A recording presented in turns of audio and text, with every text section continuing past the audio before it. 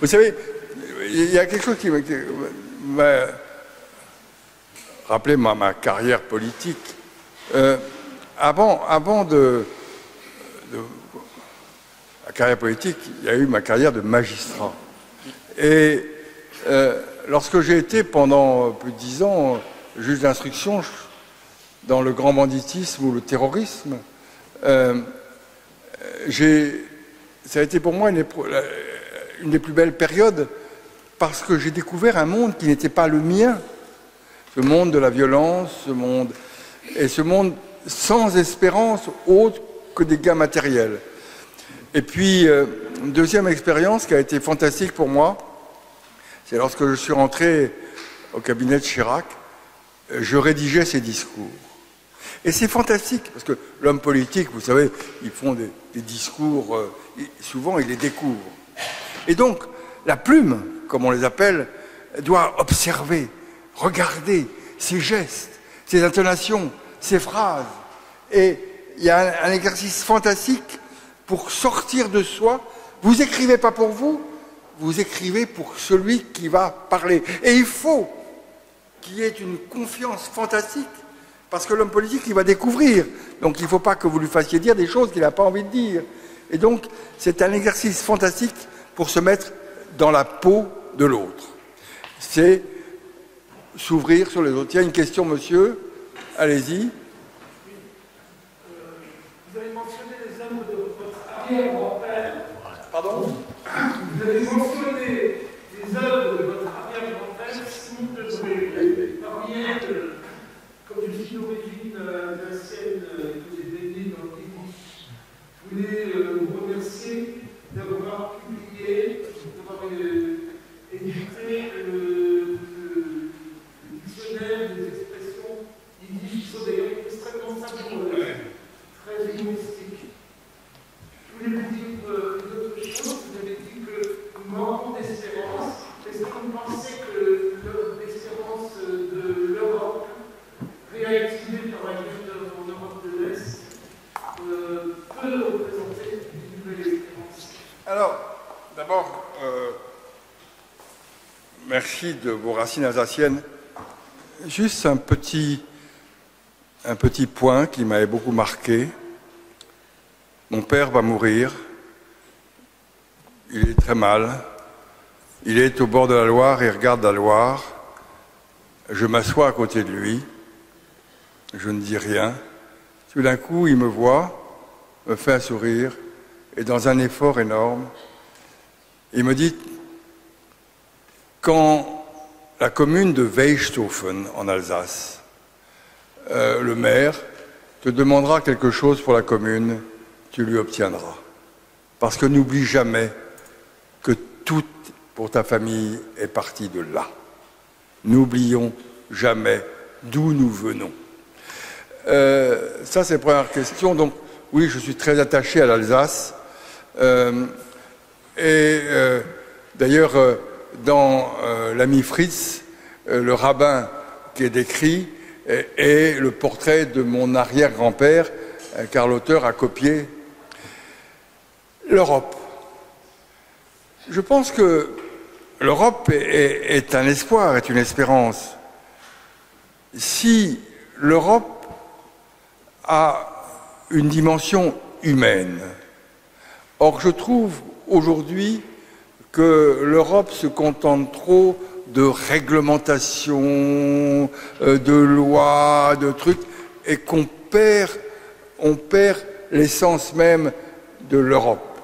L'essence même de l'Europe, c'est d'ailleurs d'abord de faire en sorte qu'il y ait entre la France et l'Allemagne une paix.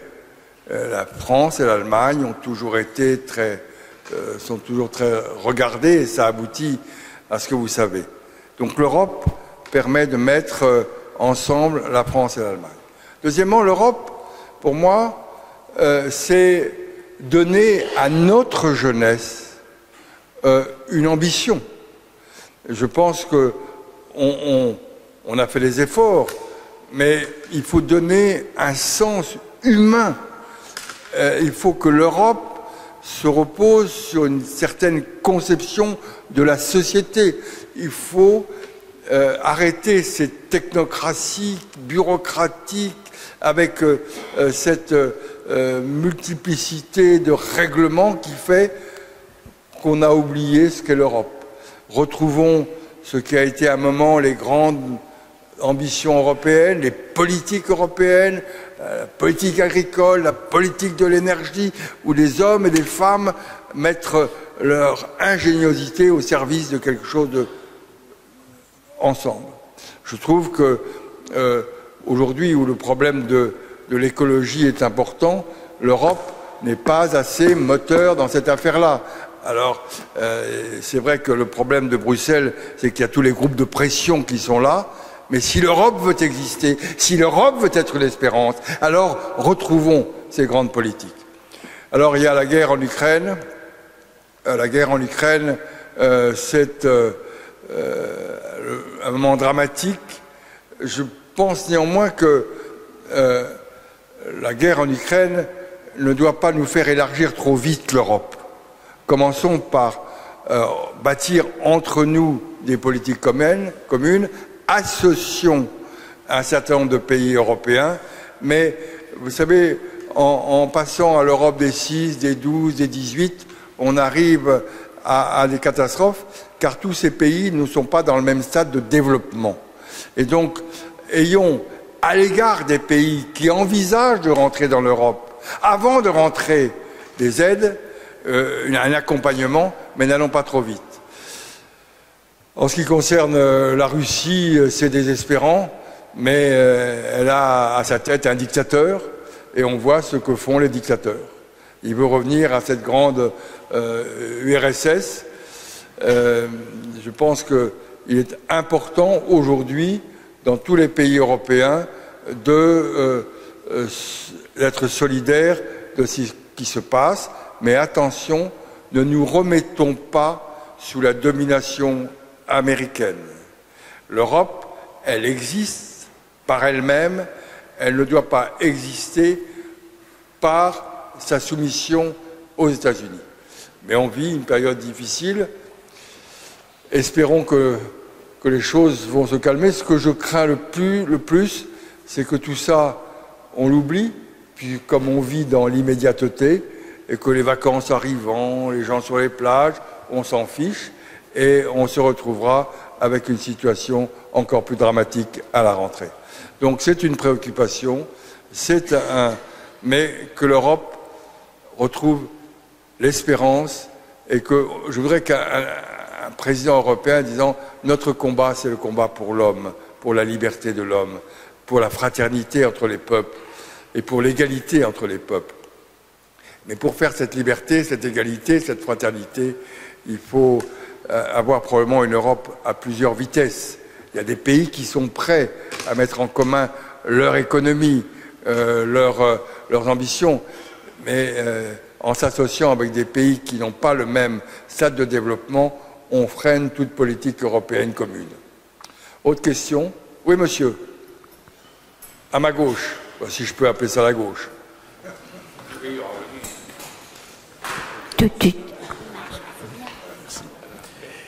Oui, vous rappeliez tout à l'heure l'épisode de l'étoile jaune que votre grand-père vous a montré dans son bureau, et vous ajoutiez que des membres de votre famille l'avaient porté et en avaient subi les conséquences. Est-ce qu'il y a eu des membres de votre famille qui ont été déportés, qui sont allés dans les camps? Là, vous n'y avez pas fait allusion du fait donc de leur judaïsme. Dans ma famille, il y a eu plus d'une dizaine de cousins, oncles, et plus ou moins éloignés, qu'on n'a jamais revus. Voilà. C'est une famille qui est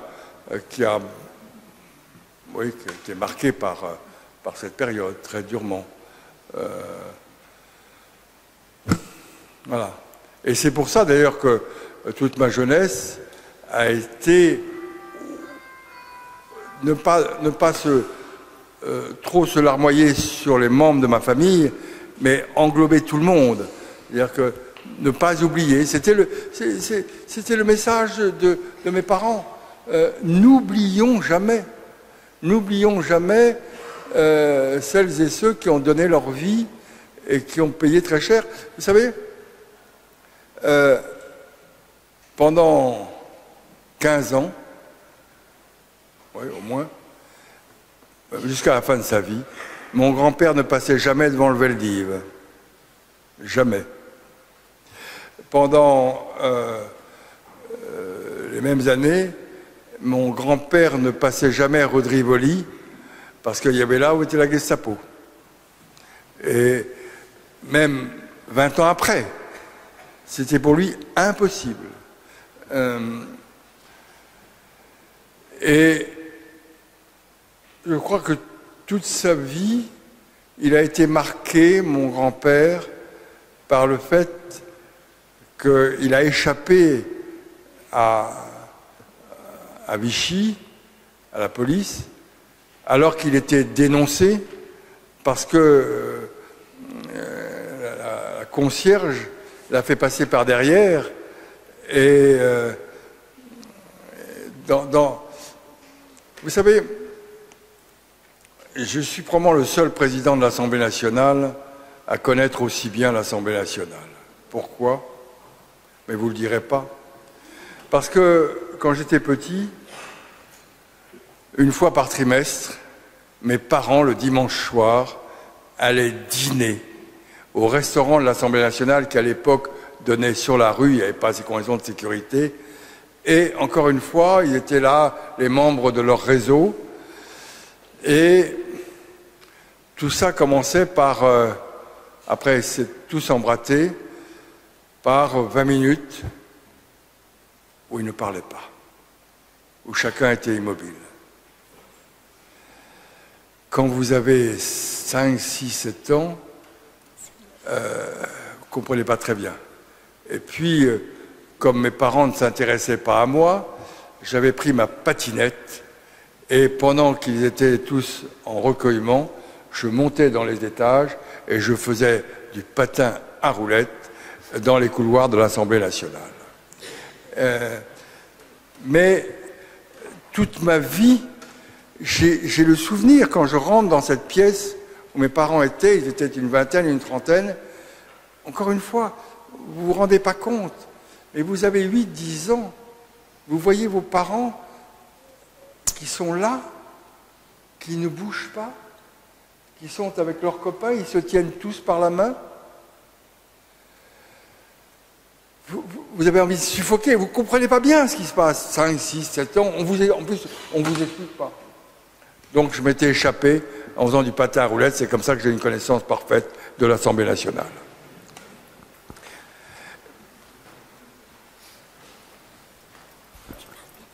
Bonsoir. Je voulais dire que j'étais admiratif de votre talent d'orateur qui était super intéressant. Je suis né optimiste, donc j'ai eu beaucoup de chance. Et je suis né optimiste, donc j'ai eu beaucoup de chance. Et puis je l'ai cultivé. Aujourd'hui, vous parlez de sauvetage et d'espoir de l'Europe. Quand on sait que l'humanité elle est en train de se détruire, je ne crois pas que ce soit l'Europe ou quoi que ce soit d'autre qui changera. Il y a une urgence climatique qui, sans réaction rapide, va nous amener à une disparition. Nous sommes face à des défis. Et un défi qui est le défi climatique. Je ne comprends pas pourquoi l'Europe ne se mobilise pas sur cet objectif.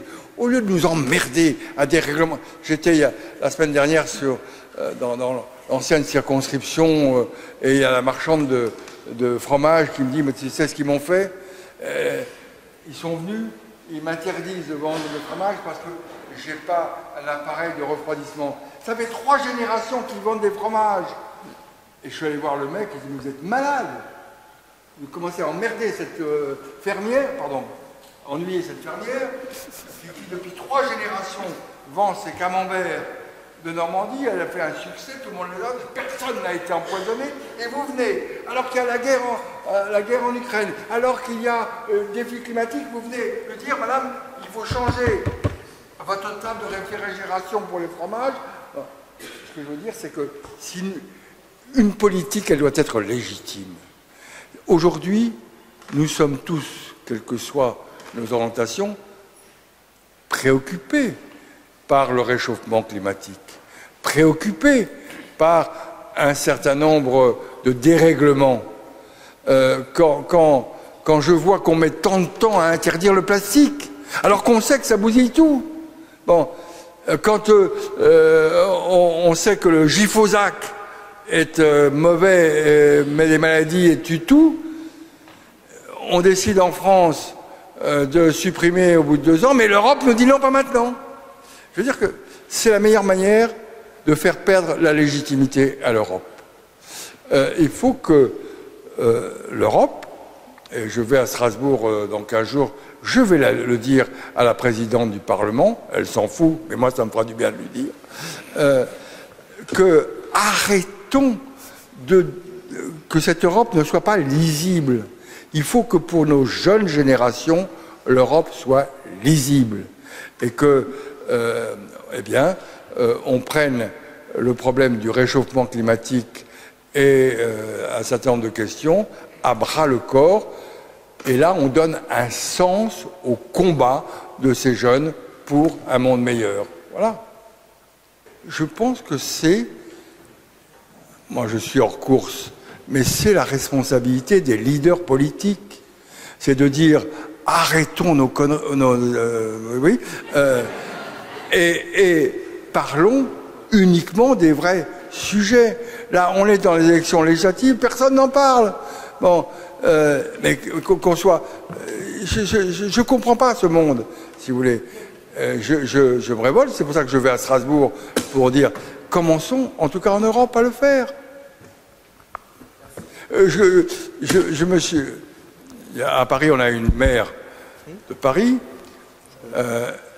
Je suis effaré. On voit encore des immeubles entièrement allumés la nuit. Mais qu'on les éteigne. Quand je vois la Tour Eiffel à 3 heures du matin, entièrement éclairée, mais qu'on l'éteigne.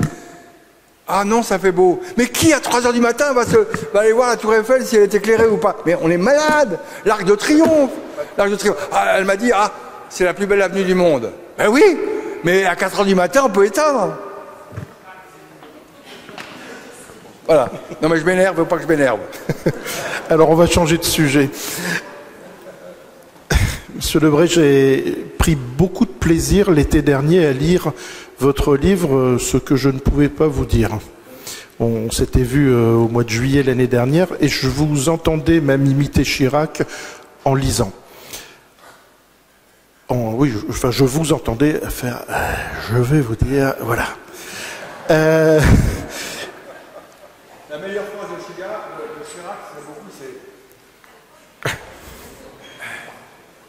Chirac me disait, les emmerdes, c'est comme les cons, ça vole en escalerie. Pardon. Alors, comme on est dans un lieu où on parle on a parlé de la famille, on a parlé des traditions, moi j'aimerais savoir quelle est votre définition en 2022 du gaullisme.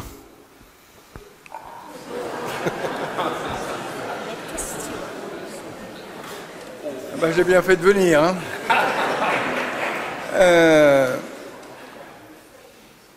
Je sais pas. Pour moi, le gaullisme, c'est une certaine idée de la France. C'est-à-dire un pays où on construit l'Europe sans défaire la France, où on croit à la souveraineté nationale. Le gaullisme, pour moi, c'est une certaine idée de l'État. Je crois, c'est vrai qu'il faut de la décentralisation, mais qu'il y a des sujets majeurs, comme l'éducation, comme la sécurité, comme la justice, qui sont des sujets qui relèvent de l'État et non pas de régions. Ne faisons pas comme l'Allemagne avec des régions plus ou moins autonomes. Une certaine idée de la France, une certaine idée de l'État et une certaine idée de l'homme. Je vous rappelle que dans le gaullisme, hérité d'ailleurs des penseurs chrétiens du XIXe siècle, il y a l'association capital-travail, l'intéressement et la participation. Et donc je crois beaucoup à la promotion sociale, je crois beaucoup à une certaine idée de l'homme qui donne la dignité. Alors, voilà ce que je peux vous répondre. Est-ce que je me retrouve aujourd'hui dans, j'allais dire, tous ces oiseaux qui se présentent? Non. Non. Mais je suis tellement content, non, c'est pas le mot, d'avoir quitté la politique depuis plus de 10 ans. Parce qu'au Conseil constitutionnel, ça fait maintenant presque 15 ans, 16 ans que j'ai quitté la politique. Pourquoi? D'abord parce que je pense que... Vous savez, j'avais une angoisse. J'ai toujours eu une angoisse. Quand je suis devenu magistrat, je me suis dit, tu ne peux pas devenir un vieux magistrat. C'est affreux. Blasé, résigné, sceptique. Comme je l'ai fait pendant des années, vivre au milieu de voyous, de criminels, vous ne voyez plus que l'humanité à travers des criminels, vous n'avez plus d'espérance. Et donc je me suis dit, ne sois pas un vieux magistrat. Je me suis engagé en politique. Et quand je suis rentré pour la première fois dans l'hémicycle de l'Assemblée nationale, je me suis dit, ne deviens pas un vieux politique, qui ne croit plus en rien, qui est là pour occuper un fauteuil, comme ça.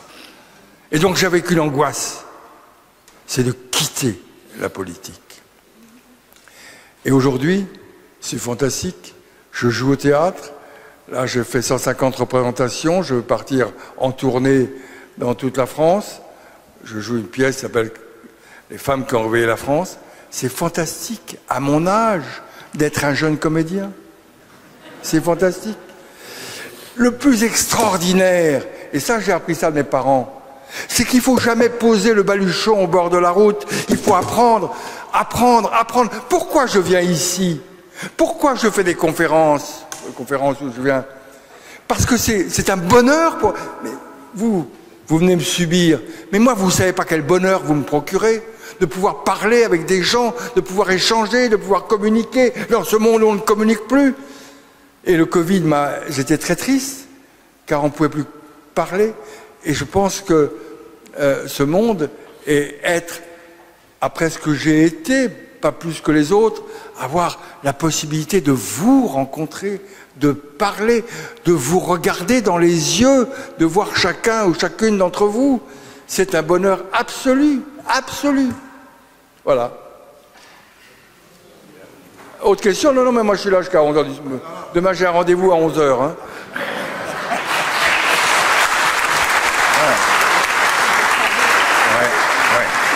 Vous serez rentré, je vous promets, vous serez rentré pour 11h demain.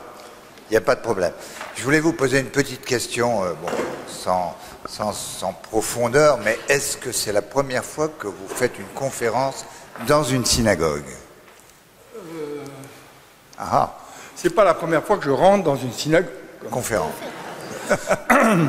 Oui, je pense que c'est la première fois que je parle dans une synagogue.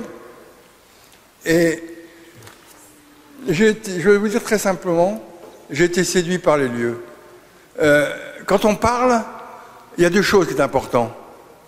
C'est de savoir si l'endroit vous permet, malgré la majesté des lieux, d'avoir un dialogue. Même quand on ne parle pas. Je vois, je vous regarde, je vous observe, je vois quand vous riez, quand vous pleurez. Non, vous n'avez pas pleuré. Mais, si vous voulez, ça a été pour moi... Et j'avais un peu d'appréhension. J'avais un peu d'appréhension parce que parler dans une synagogue, j'avais peur de dire des gros mots. Parce que je sais que les rabbins sont toujours très polissés. N'est-ce pas de moins en moins, hein, de moins en moins. Mais, vous qui voilà, connaissez... et vous m'avez... Moi, ce soir, ne me remerciez pas. C'est moi qui vous remercie. Vous m'avez procuré un grand bonheur. C'est le bonheur de cette communauté, d'une communauté où nous sommes différents, d'horizons différents, Il y a des hommes, des femmes, c'est tout. Et on peut discuter, on peut dialoguer. Quel bonheur! Merci à vous.